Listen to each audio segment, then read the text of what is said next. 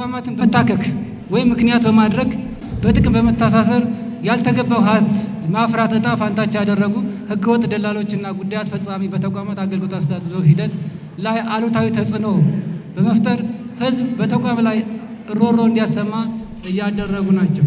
የሙስና ወንጀል አስከፊነት በመረዳት በቁርጠኝነት መታገልና ማታገል የምርጫ ጉዳይ ሳይሆን የህልውና ጉዳይ ሊሆን ይገባል። ከማውራት ባለፈ ከመናገር ባለፈ ኋይኖት በጣም ክሮኒክ በጣም አስተማሪ የሆነ ነገር ግኝት ካለ ዲፋይን አድርገን ለአስተማሪነት መውሰድ አይቻልም ወይ? ተገቢ የሆነ አገልግሎት ከመስጠት ይልቅ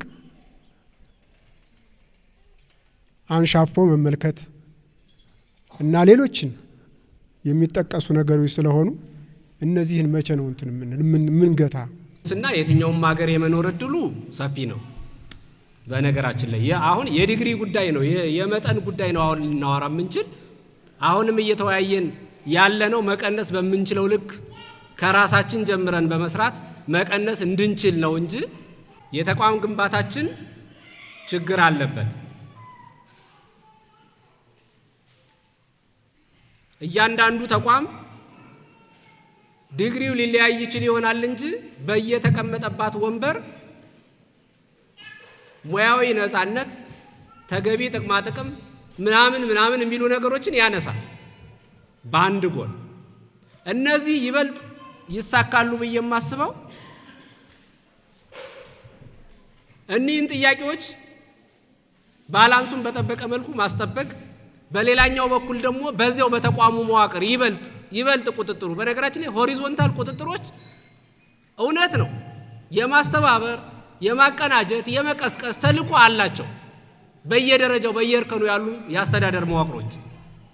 በመሰረታዊነት ግን የተቋም ግንባታ የሚለውን የማየው ቀበሌ ከወረዳ፣ ወረዳ ከዞን፣ ዞን ከክልል በተለይ ከላይ ወደ ታች ቼክ የማድረግ በየጊዜው ሱፐርቫይዝ የማድረግ ችግሮችን እያረሙ በቅርብ መሄድ፣ አቅምን መገንባት፣ ተጠያቂነት ማስፈን እንዲህ አይነት ነገሮች እንጂ አብዛኞቹ ቴክኒካሊቲም ስለሚኖራቸው እነዚህ አይነት የተቋም ግንባታዎች ከፍ ባለ ደረጃ ካልተሰሩ አሁንም ከችግራችን እንወጣለን ብዬ አላስብም። የተቋም ግንባታም ጭምር በምን ያህል ጊዜና በምን ያህል ጥልቀት ማህበረሰባዊ ይዞት ይገንባ ካልን በታነጸና አጠቃላይ ማህበረሰባዊ ተቆርቋሪነት ባለው ኢቲካል ቫልዩ ካልተቃኘ ተመልሶ ጭቃ ነው የሚሆነው ማለት ነው። በዚህ ማዕቀፍ ደግሞ የበኩላችንን አሻራ እያስቀመጥን እየተነጋገርን እየተደጋገፍን ስለምንሄድ በሂደቱ ለሚገጥመን እንቅፋትም ሆነ ስኬት ተባባሪ መሆን በጣም ተገቢ ይሆናል።